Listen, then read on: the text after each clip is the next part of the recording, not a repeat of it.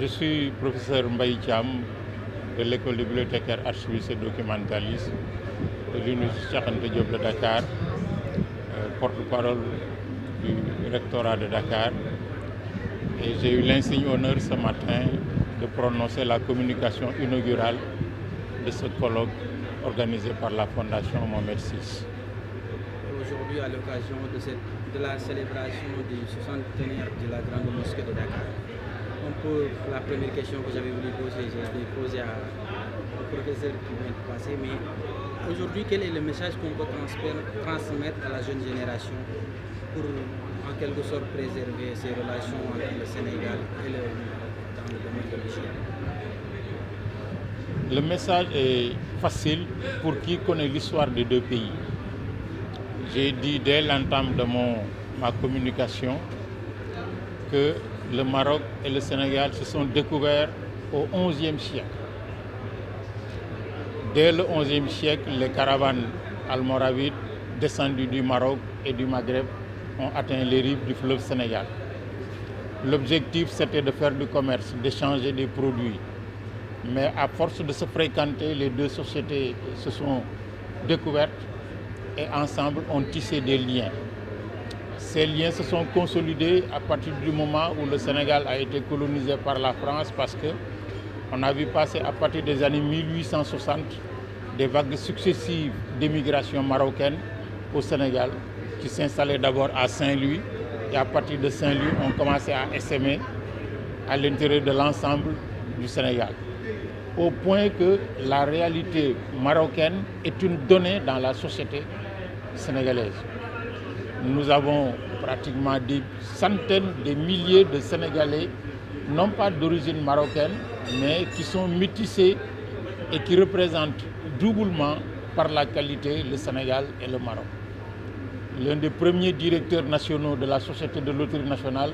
du Sénégal s'appelait Mokhtar Diouri. Diouri, c'est un nom marocain. Il a terminé sa carrière en tant qu'inspecteur général d'État à la présidence de la République, en ayant fait un passage comme directeur général des impôts et domaines. À l'indépendance de notre pays, le premier directeur de la coopération était un Sakali, un Marocain d'origine, avec ses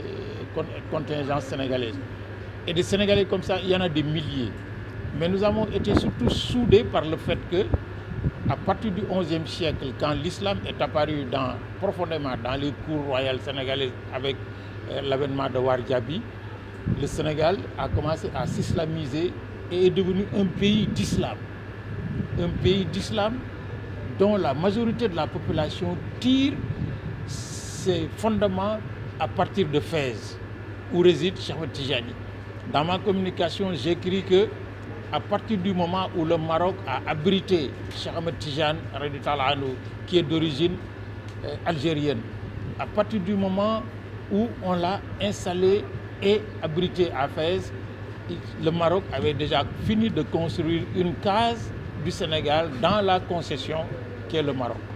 Ce qui fait qu'aujourd'hui, un des passages obligés de grande partie de la population du Sénégal sur le chemin de la Mecque, c'est Fès. Et ce n'est pas quelque chose d'exclusivement réservé aux Tidjanes. Tous les Sénégalais se sentent quelque part fésiens. Et ça participe d'une histoire. Une histoire, ça crée des liens économiques, évidemment, des liens culturels et des liens sociaux qui ont fait qu'en 1960, le Royaume du Maroc s'est engagé à construire la plus grande mosquée d'Afrique subsaharienne, qui est la grande mosquée de Dakar, avec un architecte et des techniciens marocains qui ont construit cette mosquée, qui sont dédiés à l'ensemble du peuple sénégalais. À l'occasion des 60 ans de cet événement, la Fondation Mohamed VI a organisé ce colloque sur paix et résolution dans le contexte africain. C'est extrêmement important parce que c'est dans la paix, c'est-à-dire la solidarité, la tolérance, la complémentarité, que nous allons construire le développement. Et il est heureux que les nouvelles autorités du Sénégal, qui sont entièrement arrimées au projet de souveraineté économique, politique, culturelle, économique, sans s'enfermer dans un ghetto, et accompagner la Fondation Mohamed VI, pour construire une voie africaine du développement en étant ouvert au reste du monde, mais en comptant essentiellement sur nos forces, les forces africaines. C'est ma conviction intime que, comme disait le roi Mohamed V, le choix de l'Afrique noire n'est pas un choix. C'est une obligation à la limite pour le Maroc. Ce à quoi le président Léopold Sédar Senghor a répondu que le Maroc étant un des pays les plus africains du continent, coopérer avec le Maroc va de soi. ñi ngi rafetlu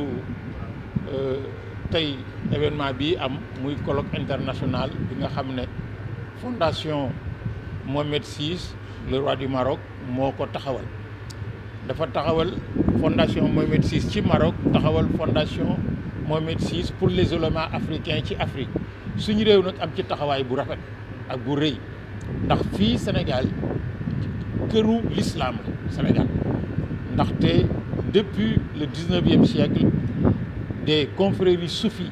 la Mouridia, la Tidjaniya et ses différentes branches taxawal nañ fi diine joo xam ne ji amul fenn fooy dem ci àddina gis fa diine ju ko gën ba pare nag ubbeeku di ànd ak yëpp réew yoo xam ne yii mën nañoo ànd ak ñoom ngir ñoŋal suñu solidarité ñoŋal suñu développement mais ñoŋal surtout suñu solidarité de croyants. moo tax tey bi nga xam ne la fondation Mohamed VI pour les oulémas africains en collaboration avec le gouvernement du Sénégal organisé nañ lii ñu rafetlu ko man nag yàlla defal ma ñu tànn ma ne ma defal leen communication inaugurale bi nga xam ne mooy ubbi communication ma wone ci ne Maroc ak Sénégal yemut ci Hassan II ak Senghor yemut ci Mohamed VI ak Diomaye depuis le 11e siècle Maroc ak Sénégal dañoo tase bi ñu tasee yàlla dafa def muy tase bu rafet ci biir tase bi ñu jaxasoo à partir de 1860 marocains yi di jógee ci lu mat fukki kii dëkk ci Maroc wala lu ko ëpp di ñëw Sénégal dans des caravanes ensuite par le bateau ñu jaxasoo ba far ñu des fi soo demee Ndar soo demee Kaolack soo demee Ndakaaru soo demee dëkk yu bari dafay am un fort substrat yoo xam ni ay marocains ñoo fa ñëwoon y a 3-4 générations des fi seeni doom des fi doom yooyu fi des tey mais c'est des Marocains et des Sénégalais en même temps c'est des Marocains et des Sénégalais en même temps ñooñu nag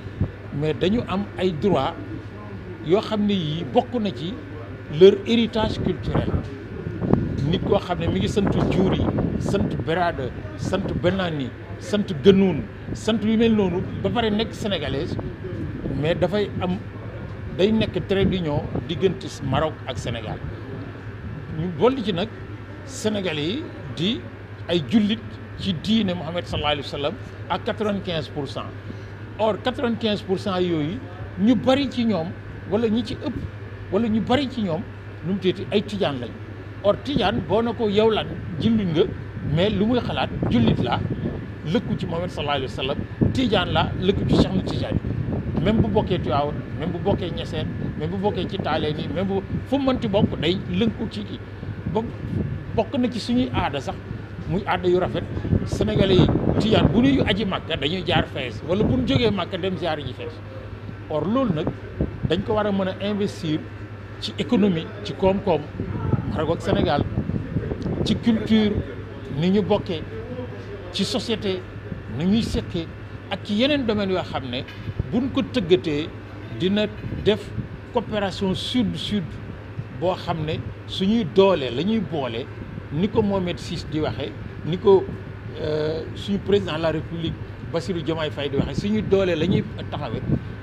def li ñu bëgg ba fa ñu sës door cee war a mën a boole keneen su fekkee ne war naa mën a loolu mooy le soubassement de la souveraineté ma jàpp ne man ci suñu culture lañ koy taxawal